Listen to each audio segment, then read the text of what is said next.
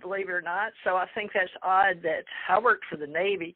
Not that that's odd for a woman, but I went in the 70s and for a little while over about in California, up and down, stayed at the Marine Corps. What was it, Coronado?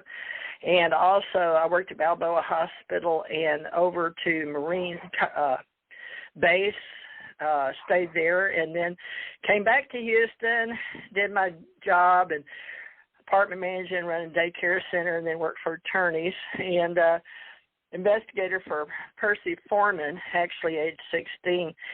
My grandmother paid him on my case against Warwick. I was a can when I met Sonny and Cher Houston, coming to town, and was out at the Sheik's big hotel, broke my tooth. So I got my tooth knocked out now, but my cat lost it, got up and got my cat where I took it out. So I'm a little embarrassed, so that's why we're doing radio only right now. But at the same time, we're going to be doing some YouTubes. We got our pictures out there anyway. We've teamed up with another veteran, me Navy. Richard here, Rick, is Army, and then Tom Schaefer is Navy. He had a high clearance, and Tom has our Free Cosmos here in Florida with me. And I was on his show and talking about mostly psychic stuff because that's what they wanted to talk about. But Richard and I, we wear many hats, so don't let us confuse you. But for all you government contractor people or authors out there, you know the Tom Clancy books. I got to be with SEAL Team 6. I got their tattoo. Basically, got to go and do some UFO work here and there with the J. Allen Hynek teams. And Stanton T. Friedman was assigned the Roswell case as a nuclear physicist, but I met him when I was a kid at midnight in a black van, and then he saw my magic paper binder book, but I wouldn't give it to him, and so my code name was Magic, Rick. Do you know, but you may not know anything about that, Rick. Let me know. Do you know anything about Magic or my code name, why they gave that to me in Men in Black? No, actually, not a whole lot anyway. Okay, good. Well, good. Then that means I can write the book and edit it, give it to you, and you can edit it with an unbiased opinion. That's a good deal for all you other people out there that in the UFO world should be freaking out about it. But that's okay because there really was a Magic, and I was given that name and had no clue what it meant. I learned real quick going in and out of government contracting and on and off bases with my clearances, and I had no idea. They kept me dumb as a rock in and out of country and in and out of different bases, and that was in a special program, they said. So I got to wear all the uniforms except Coast Guard. I was sent to Coast Guard to learn and train from Birmingham, Alabama to Corpus Christi to New Orleans, Houston, up West Virginia area, out to Hawaii, Chicago, Great Lakes. Lord of mercy, I've been all over training. They got millions of dollars invested in me, Rick. So I guess we're supposed to live to tell the tale is what I'm figuring. So I finally decided after 50 years, in and out of country, in and out of uniform, in and out of contracts, that I'd wake up and tell the story with you. What do you think? What do you think about us telling people about we're going to write a book? Sounds good. I'm sure it'll be interesting, no doubt, because, you know, all kinds of circumstances and situations go on behind the scenes that a lot of people are not aware of, and the government takes keen interest in certain areas of research, such as UFOs and aliens and all that kind of thing, and there's a great deal of information that has yet to come out or be, you know, made public because, you know, Secrecy Act and all kinds of things of that nature. But, yeah, I think the two of us could combine a very interesting book indeed. Okay, well, I think that's what our ACO Press Club is going to be about. We're going to be open, what we're going to call open source intelligence, but at the same time, we believe now we can tell our truth. But Rick, we're starting an MIB book. I was a woman MIB, but why don't you start today? Tell us something about the New Orleans stuff. I know one of your stories about a witchy woman, but I love all that, and so do people, and I'm really upset that they took the movie Debris off. Hope somebody will pick up those stories. They have 13 episodes, DEBRIS. I was talking about Debris with Brad Olson on the last show the other night with Brad Olson. If y'all remember Brad, he'd been to Antarctica, and we talked about the black goo or the intelligence like it was on the movie Lucy. But Richard and I, Rick here, are working on our script for our 13 episodes in our own, look for our show about like the debris. And we'll start with the magic and the Roswell debris, with me telling the story that I was involved with J. Allen Hynek and CUFOS and MUFON and NASA. And mostly my story, I had only what I knew as the experiencer. So Richard, this is going to sound funny, folks, but Richard and I have crossed paths, but based on being same place, same time, usually not the same time, but it walks some of the same steps as investigators. And this book will probably prove some similarities, serendipity, synchronicity, and curiosity that they say killed the cat that has 9 lives. But we're going to try to make it as fun and exciting as it can, because we want you to be able to see it on the Discovery or the Travel Channel or History Channel or Paramount or Peacock or Universal or who knows, Richard. There's so many. I don't know, Richard, but I want us, because I'm with IMDb and Amazon, everybody is, Rotten Tomatoes, and, read and review TVs. But, Richard, that debris, I told you or introduced you to, DEBRIS, but can you talk anything about anything you saw? Because they pulled it off the air. Now it's going on Peacock, I think, 13 episodes. But they said NBC pulled it off the air, and I'm real upset about that. So I don't know.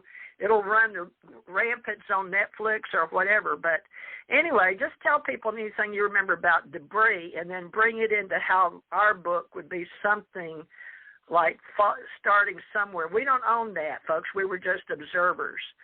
But some of the stuff they went in, I've seen, like stopping people, or the Lucy goo being shot like a dot, like they accused Bill Gates of doing in the richest man in the world and his beautiful wife, Melinda, but them figuring out with people at Rice University whether we're supposed to talk about it or not, but we are investigator reporters.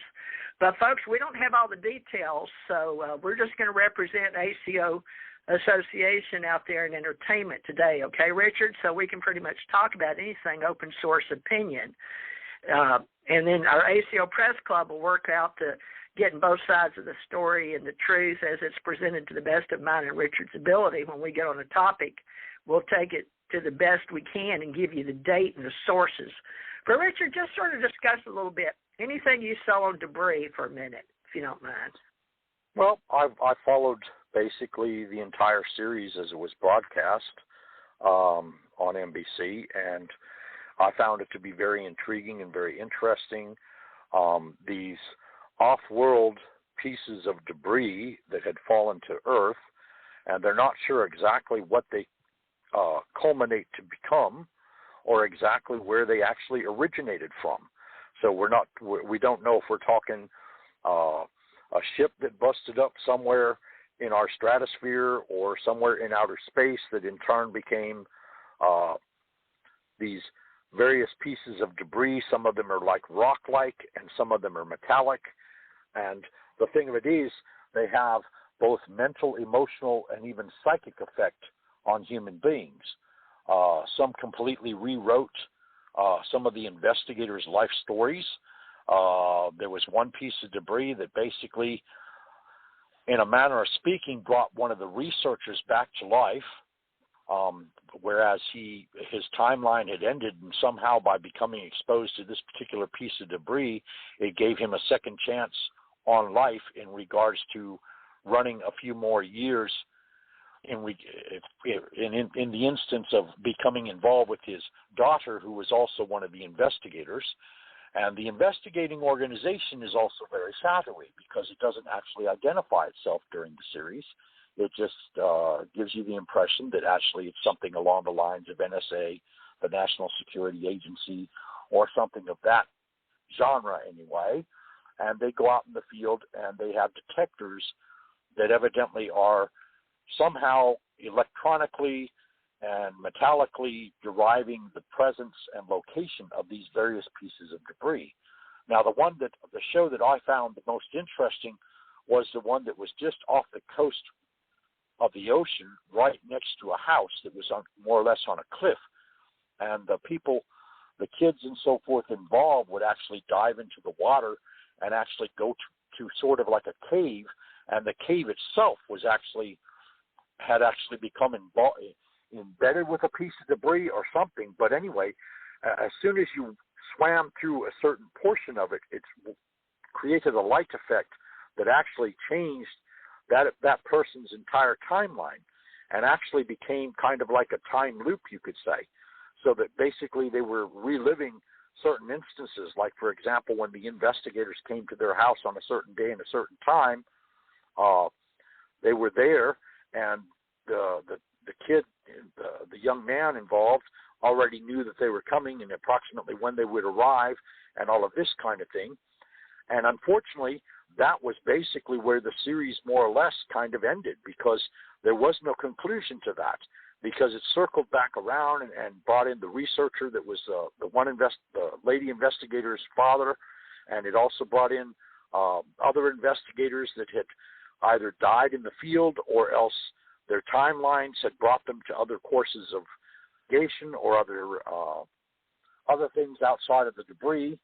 And yet at the same time, they were showing up inside the story. So it was very complex and very interesting. And of course, whenever you watched the episode, you always came away with 20 more questions than you actually had them when you began watching it. So it was very interesting.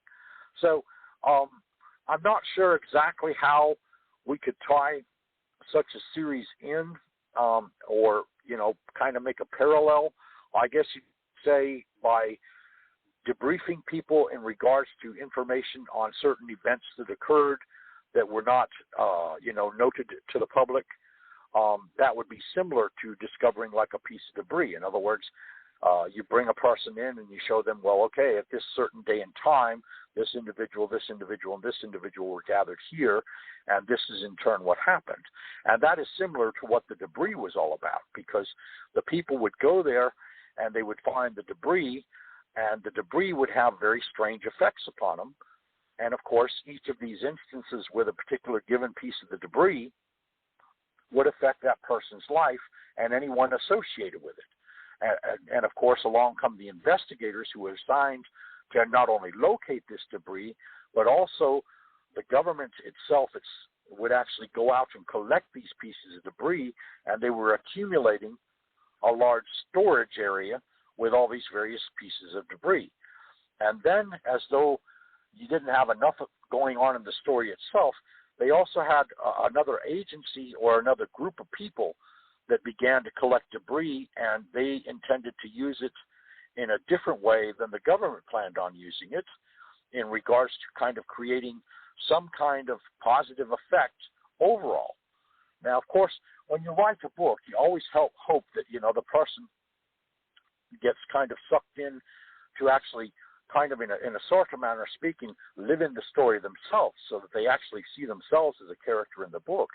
And then in turn, they benefit from the experiences that are shared in the book, and they walk away with a sense of more information, perhaps a little bit of education here and there, and perhaps overall a sense of better well-being, because I know that when I like to read books, that's what I expect to happen. I expect to be kind of engrossed or sucked in by the characters and all the interplay between the characters and all the involvement of the characters and, the various things, the situations the characters are getting into.